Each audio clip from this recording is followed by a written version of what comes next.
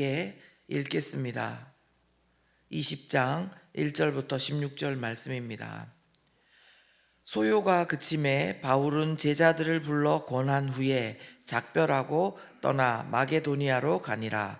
그 지방으로 다녀가며 여러 말로 제자들에게 권하고 헬라에 이르러 거기 석 달 동안 있다가 배 타고 수리아로 가고자 할 때 유대인들이 자기를 해하려고 공모함으로 마게도냐를 거쳐 돌아가기로 작정하니 아시아까지 함께 가는 자는 베레아 사람 부로의 아들 소바더와 데살로니가 사람 아리스타고와 세군도와 더베 사람 가이오와 및 디모데와 아시아 사람 두기고와 드로비모라. 그들은 먼저 가서 드로아에서 우리를 기다리더라. 우리는 무교절 후에 빌립보에서 배로 떠나 닷새 만에 드로아에 있는 그들에게 가서 이레를 머무니라. 그 주간의 첫날에 우리가 떡을 떼려 하여 모였더니 바울이 이튿날 떠나고자 하여 그들에게 강론할세 말을 밤중까지 계속하매 우리가 모인 윗다락에 등불을 많이 켰는데 유두고라 하는 청년이 창에 걸터 앉아 있다가 깊이 졸더니 바울이 강론하기를 더 오래 하매 졸음을 이기지 못하여 3층에서 떨어지거늘 일으켜 보니 죽었는지라.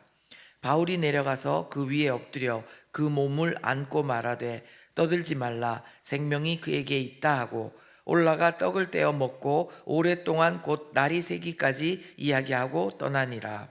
사람들이 살아난 청년을 데리고 가서 적지 않게 위로를 받았더라. 우리는 앞서 배를 타고 아소에서 바울을 태우려고 그리로 가니 이는 바울이 걸어서 가고자 하여 그렇게 정하여 준 것이라. 바울이 아소에서 우리를 만나니 우리가 배에 태우고 미둘레네로 가서 거기서 떠나 이튿날 기오 앞에 오고 그 이튿날 사모에 들르고 또 그 다음날 밀레도에 이르니라. 바울이 아시아에서 지체하지 않기 위하여 에베소를 지나 배 타고 가기로 작정하였으니 이는 될 수 있는 대로 오순절 안에 예루살렘에 이르려고 급히 가미러라. 아멘. 6월 13일 목요일 날 주신 말씀 함께 나누겠습니다. 사도행전 20장은 바울의 3차 전도 여행을 기록하고 있습니다. 오늘 함께 나누고 묵상하고 싶은 부분은요, 하나님께서 바울의 고난을 통해서 어떻게 역사하셨는지를 살펴보고 하나님께서 또한 우리 고난을 어떻게 바라보라고 하시는지 또 어떻게 믿음을 가지고 나아가야 될지를 묵상하고자 합니다. 아시다시피 바울은 전도 여행 중에 얼마나 많은 죽을 고비를 넘겼는지 모릅니다. 그 중에서도 오늘 본문에서만요 벌써 2번이나 큰 위기를 만나는 모습을 기록하고 있습니다. 먼저는요 20장 3절에 보시면 바울이 헬라에서 석 달 동안 있다가 배 타고 수리아로 가고자 했습니다. 여기서 헬라라고 하는 곳은요 학자들에 의하면 구체적으로는 아마 고린도가 아닐까 그렇게 추정을 한다고 합니다. 그들은 거기에서 배를 타고요 본인들이 처음 출발한 수리아 안디옥으로 가고자 했던 것입니다.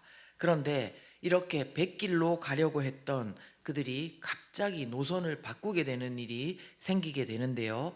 그 이유는 3절에 보시면 같은 동족인 유대인들이 바울을 해하려고 공모를 했다는 이야기를 듣게 되었기 때문입니다. 그래서 바울은 본인이 내려왔던 다시 마게도나 지역으로 다시 올라가면서 육로로 위로 이동하면서 가게 되는 것입니다. 왔던 길을 다시 돌아가는 거죠. 참으로 힘 빠지는 일이 아닐 수 없습니다. 그리고요 같은 동포 유대인들이 바울의 전도하는 것을 주기는커녕 오히려 또 죽이려고 공모를 한다는 이 소식은요 생각해 보면 도대체 언제까지 이렇게 할 건데 라는 생각이 들 수도 있고 또 정말 낙심해서 아니 차라리 여기서 그냥 다 그만두자 할 수도 있을 것 같습니다. 그러나 바울은 3절 말씀 마지막 부분에 보시면 마게도냐를 거쳐 돌아가기로 작정하니 라고 말씀하고 있습니다. 여기서 작정한다는 것은 먼저는 바울이 믿음의 의지를 다해서 결정을 한 것을 말하겠습니다. 그러나 성경의 다른 사본에 의하면 이 부분에 성령이 그에게라는 부분이 들어있다고 합니다. 그러니까 다시 말하면 뭐냐면은 단순히 바울이 유대인들이 공모해서 나를 죽이려고 하는구나, 그래서 마게도냐로 가겠다, 이런 그냥 계획의 변경이 아니라 성령의 지시를 따라서 인도하심이라는 것입니다. 즉 유대인들의 해하려는 그 공모를요 그대로 받은 것이 아니라 이것을 하나님의 막으심과 또 다른 인도하심으로 해석을 했다는 뜻입니다. 이처럼 우리에게도요 계속 있는 누군가의 방해, 어쩌면 그것은 하나님께서 우리를 막으시고 또 다른 방향으로 돌리시는 일일 수도 있습니다. 바울이요 그냥 수리아로 배 타고 갔으면 그동안 세웠던 교회들을 한 번 더 돌아볼 기회는 조금 더 적었을 것입니다. 그래서 하나님 안에서 바울은 다시 육로를 통해서 올라감으로 말미암아서 꼭 만나야 되고 해결해야 될 일들을 해결하게 됩니다. 육로를 통해서 다시 마게도냐 지역으로 올라가는 바람에 교회들을 돌아보고 드로아 지역에 가서는 사람도 살리고 또 밀레데로 가서 에베소의 장로들을 만나게 되는 것입니다. 그러므로 오늘도 우리는 이 말씀을 교훈 삼아서 우리에게 있는 일들을 잘 돌아볼 필요가 있는 것입니다. 그런데 주의할 것은요, 무조건 우리에게 어려운 일이 있다, 그래서 그것은 무조건 하나님께서 다른 길로 인도하신다, 이렇게만은 볼 수 없습니다.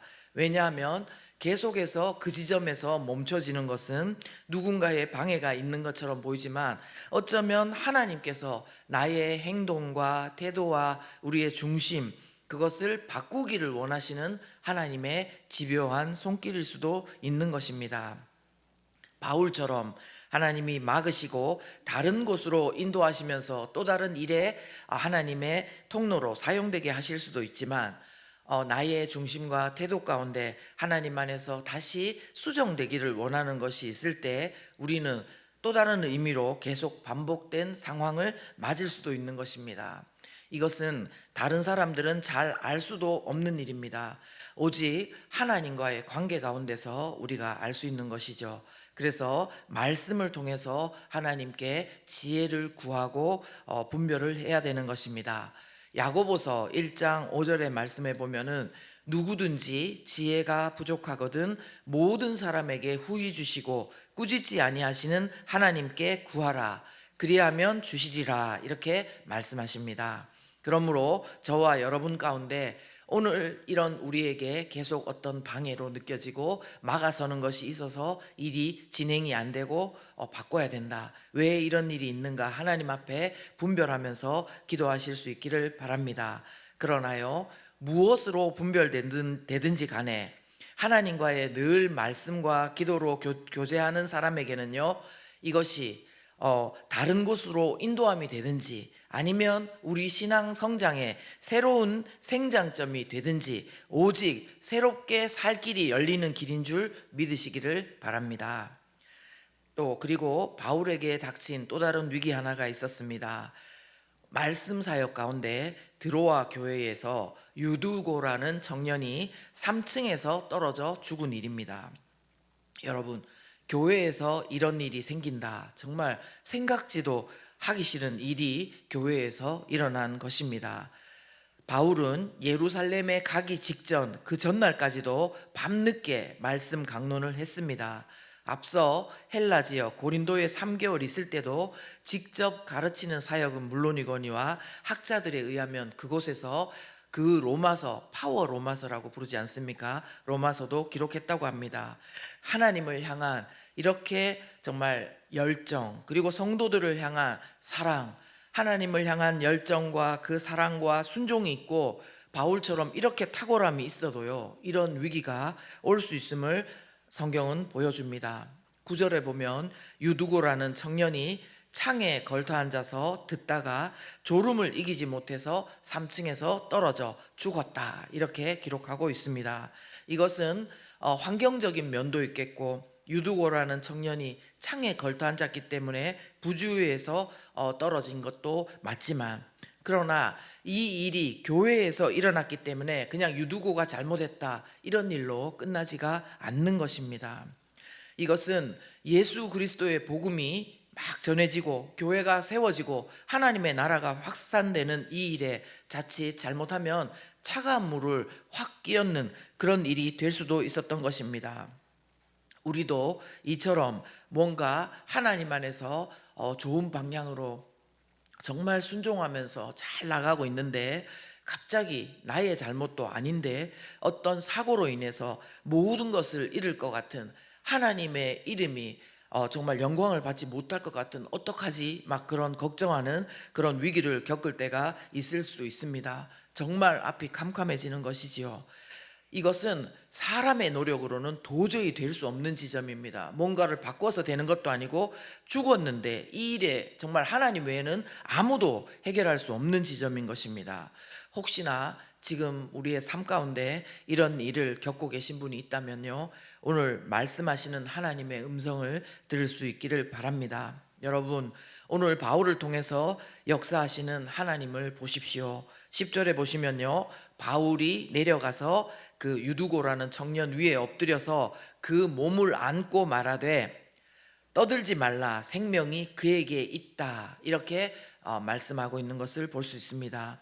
이 죽은 유두고 위에 엎드리는 모습은 엘리야가 죽었던 사르밧 과부 아들 위에 엎어지는 것처럼 엘리사가 또 수넴 여인의 아들을 살리는 것과 비슷한 모습입니다. 근데 하나님께서는 엘리야와 엘리사를 통해서도 그들을 살리신 것처럼 오늘 바울을 통해서도 죽었던 유두고를 살리셨습니다. 교회의 앞길에 드려워졌던 그 차가움, 그 어두움을 하나님께서 한 번에 다 걷어버리신 것입니다. 할렐루야. 네, 그렇습니다. 이처럼 우리 가정과 교회와 나라와 민족도요, 너무나 큰 일이 닥친 것 같아도 우리가 하나님 앞에 이렇게 기도하고 할 때에 하나님께서 도와주십니다. 여러분, 그래서 11절에도 보시면요, 이 바울과 이 교회에 들어와 교회 사람들이 아까 처음에 떡을 떼려고 했는데 이제 올라가서 떡을 뗄 때에 어떻게 했습니까? 하나님의 살려주신 이야기, 하나님이 이렇게 하셨더라, 하나님이 와 그러면서, 그러니까 잠이 오겠습니까? 그러니까 거기에 이렇게 돼 있습니다. 오랫동안 곧 날이 새기까지 이야기하고 떠나니라. 아멘. 그렇죠? 이런 흥분이, 이런 하나님의 역사를 이야기하면서 밤이 새도록 이야기하는 은혜가 저는 우리의 가족들 가운데, 우리 교회 가운데, 목장 가운데 넘쳐났으면 좋겠습니다. 잠을 못 자지만요, 하나님께서 행하신 이 일을 이야기하면은 안 먹어도 배가 부르다는 그 말을 하죠. 자, 그렇습니다. 12절에 보시면 이렇게 말씀합니다. 사람들이 살아난 청년을 데리고 가서 뭐요? 적지 않게 위로를 받았더라. 아멘. 적지 않게 뭡니까? 큰 위로를 받았다는 거 아닙니까? 다 포기하고 우리는 안 된다고 하는 시점에 하나님의 일하심의 그 증거는요, 우리로 하여금 큰 위로를 받게 하고 개인이 아니라 교회 공동체가 정말 부흥하는 그 일이 됩니다. 머리로만 생각할 때는 이런 일 우리한테도 있으면 좋겠다, 그냥 그 정도지만요, 실상 우리가 이런 긴급한 일, 위급한 일을 당하면은 사실 하나님 살려달라는 이야기밖에는 안 나오는 것입니다. 그러나 바울뿐만이 아니라 우리 가운데도 이런 위기의 순간 가운데 오히려 하나님의 은혜와 역사와 큰 위로로 말미암아 오히려 부흥되는, 오히려 이런 나눔이 넘쳐나는 그런 일이 많이 있기를 예수 그리스도 이름으로 축원합니다.